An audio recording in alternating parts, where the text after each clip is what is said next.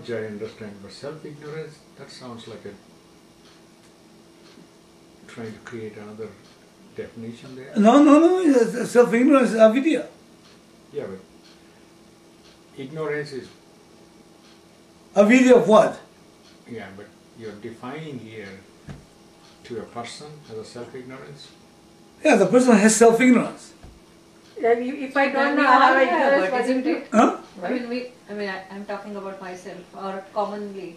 Everybody has That's self-ignorance. right, self-ignorance. Yeah, so. So this is I yeah. have a question. Sometimes I think I know it. If somebody may think I'm ignorant, what do I do?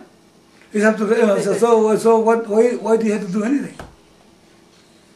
No. What do you have to do? Even if I don't accept it, somebody may say I'm ignorant. You're talking about I see, ignorant about something. Yeah. Okay, no, I'm talking about Because self-ignorance. I think I know, but Yeah. somebody thinks I'm ignorant. I don't know. Yeah. So how do you deal with that? Well, that's a different issue. That is different. That's a We are different talking issue. about self-ignorance. Yeah, he's talking about self-ignorance, but let me address that a little bit. Let's suppose, for example, that in particular, in the profession or in how to do something or something, how to sweep or whatever. He said, man, you don't know what the heck you're doing. You're ignorant. Either he tells me or treats me as though I was stupid. Okay, I don't know. Now, if I pick it up, the person is actually telling me, you don't know. I say, okay, tell me what I don't know. And then the person says, okay, well, you don't know this and this and this and that. So what do you know? You see, you think, what do you know? Maybe there is something I don't know. That's correct. What do you know? And then you say, the person says this and this and this and that. It's like that. Now you listen to that. Okay, fine. So now let's suppose that everything you're saying you know. Let's just say that. Okay? And you can just say, I know all that. No problem. Now, problem is when I become upset because they think I'm ignorant. That's the problem. You see? If I become upset because they say I'm ignorant, I should raise it to the level of questioning, if that merits. And if not, I let it alone. Now, of course, if that let's suppose, for example, I can do something, for a child or for somebody. Okay, and if the person's thoughts are going to be something a detriment to somebody, then for the sake of somebody, I try to say, that I can do that. Don't worry about it. You take care of the thing. I can do this. Don't worry about it. Now, if the person has no trust in me, and the person is in a superior situation, leave him alone. Okay, so then I'll just do something else. No problem. But if I am self-ignorant, okay, meaning what? I don't have knowledge of myself, therefore I'm insecure. Self-ignorance means insecurity. Right? That's one of the roots of self-ignorance, insecurity. Isn't it? Self-ignorance brings about brings something else, what? Anxiety. Self-ignorance brings about what? Contention. Self-ignorance means that I'm not secure of myself. So then I will react to that instead of act. That's a big difference. So let's suppose I don't have self-knowledge, but I'm secure within myself psychologically. In other words, I have a nice psychologically mature mind. Okay, psychologically mature to a certain degree. In other words, I've grown as a person. Then you hear some people say, that is interesting. What do you think? Tell me what you mean.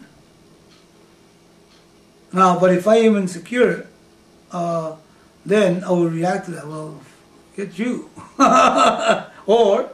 or I'll become sad if the person has got power and I want to be recognized.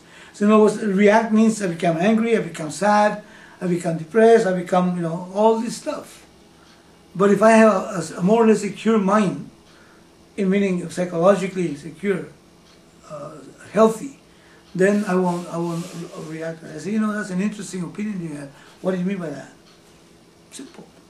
And I don't just say it just like this on the outside. No. I feel that's interesting. You think I don't know this. Okay, so explain to me what do you mean by that, and so on. And you have a communication. Then you bridge the gap.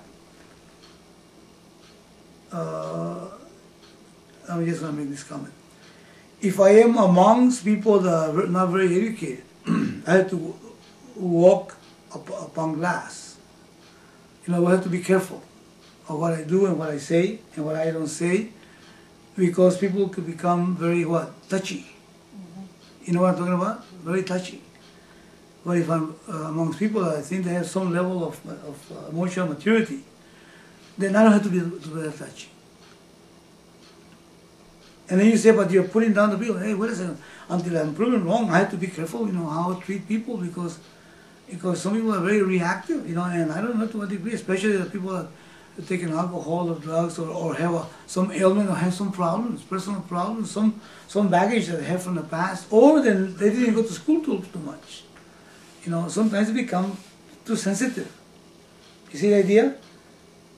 Or people are poor, for example, very poor, they become very sensitive. But because in order to overcome the thing, they replace it with pride. You see, pride is a problem. This pride, you know what I'm talking about, right? The pride, somehow is like a making up for what I don't have, and I bring it up as if I had, and let nobody touch that, because this is who I am. And if somebody touches that, saying, let's say I'm ignorant or something, then I become very upset. It can become very upset. So you lose it. And this can happen to anyone. Look at this lady. I'm just going back on this.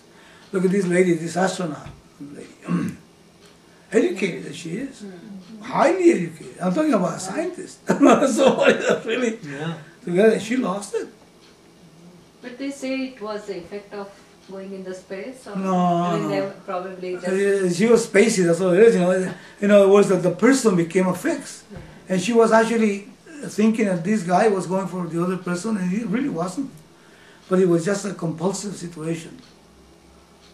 She had some problem already. They actually somehow, I don't know how she passed the test of psychological testing. That puts a question. Yeah. Yeah, puts a question, because the emotional situation of her mind was such that she became really sore. She must have been, And you say, well, but she's highly educated. It has nothing to do with it sometimes. See, so you have to be careful. You have to actually be. And then if I'm hurt easy, I find that I'm hurt easy by insinuations, either direct or indirect or whatever. There's nothing wrong with me per se, but my mind is sore. It's got a hurt in it. Like when you have a scratch and you got a wound, and there's something raw there. I need to look at it. Now the problem is that we go into denial and we tend to cover it up, and then we always blame the other person. If he wouldn't have done that, if she would have done that, and all these things, we look at the world, and that is a problem. When I'm sore in here, I need to recognize that. I got these buttons, and for some reason or another, I become devastated, and all my energy goes into that. So I need to then start looking for help. And sometimes Vedanta will not help a person like that. You need to have somebody to talk to, like that, in a personal way. So he can help, eradicate that, because that can be also a problem.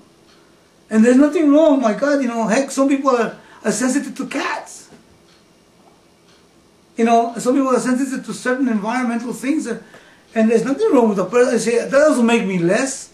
Well, here I'm sensitive to what? To the way you look at me.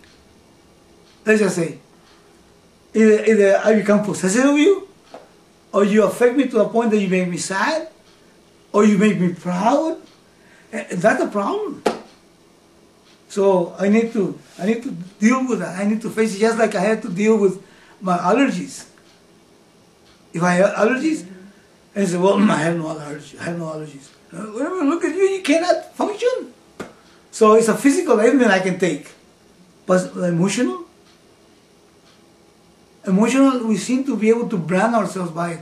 That is why there are so many people that have emotional problems that are not being taken care for, because it's very difficult to face it. When somebody starts touching the buttons, my God, he says, I don't want to go to see that fellow anymore.